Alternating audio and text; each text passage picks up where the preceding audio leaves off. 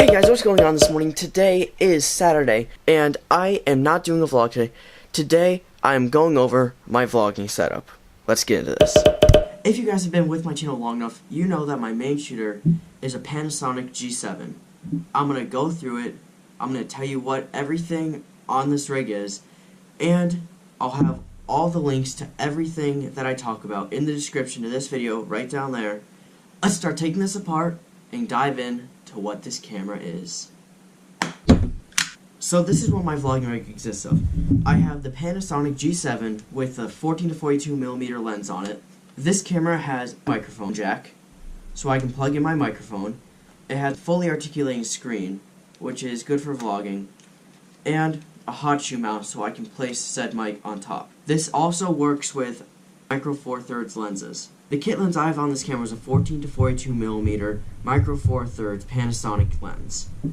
I think that this is the best lens for this camera, just because it's smaller, you can fit in a bag easier, it's better for me. Though there is another kit lens, the 14 to 140, that you could get with this.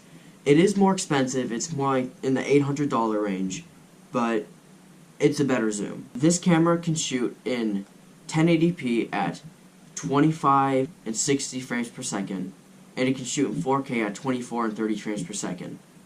The tripod that I use for my setup is the Manfrotto Pixi Tripod 2. This one I picked solely because it's stronger and it has the extending legs, so when it's on the camera I could be holding it out farther, I can get a wider field of view, because though 14mm on this camera is plenty wide, it's nice to just get a little more. That's why I'm hoping soon I'm going to be purchasing a lens adapter, or a lens adapter that makes it wider, which I was supposed to get in the mail with the rest of this, but apparently they didn't feel like giving it to me. So yeah, that's $14 down the drain. If you slide this to the side, the legs can all come out and you can sit it flat on the ground for more stability. This is plenty strong enough for this light camera. This is a very light camera. This can hold it easily. The only downside to having this tripod is if you're just walking around with it vlogging and you want to change the angle, you have to unscrew this, fiddle with this, and then hold it in place where you screw it back in. And while you're doing all that, you could lose your shot. Well, with the other Manfrotto tripod, the first one, you push a button on the side, move it, release the button, and it's locked in. That's a simpler system. Now on to the most important part of my rig. This is my microphone. If you have good video but horrible audio, no one's going to want to watch your video. This thing, the G7 onboard mic, pretty crappy. This is a $29 microphone off eBay. It's called the Takstar SGC598. Highly suggest it. Link in description. $29 microphone, good audio. It takes one AA battery that you slide in the side right here. The option that this microphone gives you are, you can boost the decibels to +10, which is what I do.